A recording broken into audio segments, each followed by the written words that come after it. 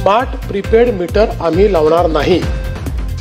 Smart prepaid meter हे लावणं रद्द केलं, त्याचे सगळे वर्क ऑर्डर रद्द केले। आता पोस्टपेड मीटर आपण लावतो, प्रीपेड मीटर आपण लावत नाही। Welcome to ACS police crime squad online portal news.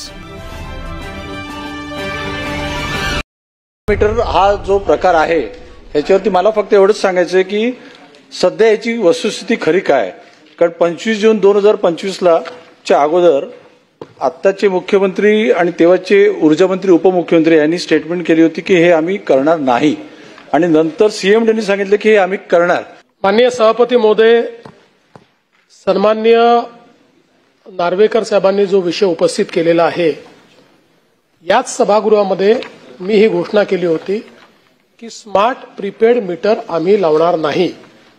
त्यानुसार आपण स्मार्ट प्रीपेड मीटर हे लावणं रद्द केलं, त्याचे सगळे वर्क ऑर्डर रद्द केले।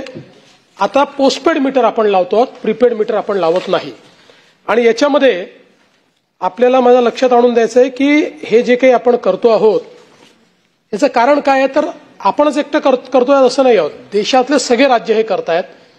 कारण केंद्र सरकारने RDSS नावाची जी स्कीम केली, या स्कीममध्ये सगळ्या राज्यांना मोठ्या प्रमाणात डिस्ट्रीब्युशन नेटवर्क सुधारण्याकरता पैसे दिले, आणि त्याच्यामध्ये त्यांनी काही बेंचमार्क्स दिले। त्या बेंचमार्क्समध्ये त्यांनी सांगितलं की 100% फीडर मीटर जे आहे हे अशा प्रकारे ई मीटर झाले पाहिजेत। त्याचप्रमाणे जे काही या ठिकाणी 100% DT मीटर्स आहेत ते मीटरही आपण बदलले पाहिजेत, आणि कन्झ्युमर मीटर देखील आपण बदलले पाहिजेत। आणि म्हणून मग आपण देखील महाराष्ट्रामध्ये ही जी स्कीम आहे, ही स्कीम 2020 साली स्वीकारली RDSS ची, आणि केंद्र सरकार आपल्याला जवळपास याच्यामध्ये 29,000 कोटी रुपये देत आहे। या मीटरवरही आपल्याला केंद्र सरकार वेगवेगळ्या प्रकारची सबसिडी देत आहे। उरलेले जे पैसे आहेत ते पैसे जे लोक मीटर लावणार आहेत, हे मीटर लागल्यामुळे जी काही विजेची बचत होते त्या बचतीतनं ते पैसे वसूल होणार आहेत, आणि 10 वर्षापर्यंत त्यांनी देखभाल करायची आहे, त्यामुळे कन्झ्युमरवर याचा कोणताही परिणाम नाही आहे। आता पहिल्यांदा लोकांचं मत असं होतं की प्रीपेड मीटर लागल्यामुळे खूप मोठ्या प्रमाणात बिलं वाढतील, अशा प्रकारची परिस्थिती कुठेही झाली नाही। आपण जर बघितलं असेल तर जवळपास आता या ठिकाणी मोठ्या प्रमाणात जे काही प्रीपेड मीटर्स आहेत ते फीडर मीटर 100% आपण लावले, 27,826।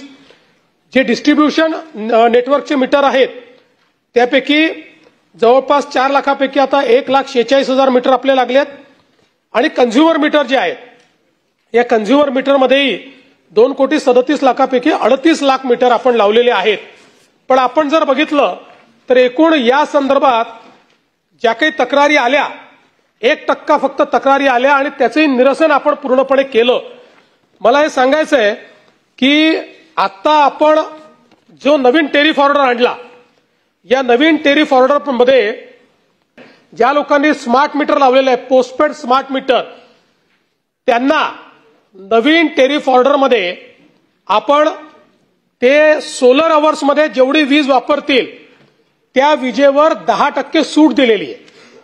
त्याच्यामुळे आपण जर बघितलं तर यापूर्वी आपले 70% ग्राहक जे आहेत हे 100 युनिटच्या आतले आहेत, या ग्राहकांना 875 रुपयाचा त्या ठिकाणी जो काही आहे तो बिल येत होतं, ते आता 875 रुपयाच्या ऐवजी त्यांना जे बिल आहे हे साधारणपणे 784 रुपये किंवा इफेक्टिव्हली 808 रुपये हे त्यांना बिल येणार आहे। म्हणजे जवळपास पूर्वीच्या पेक्षा 80 रुपयांनी त्यांचं बिल कमी करतो, ते कमी झालेलं आहे।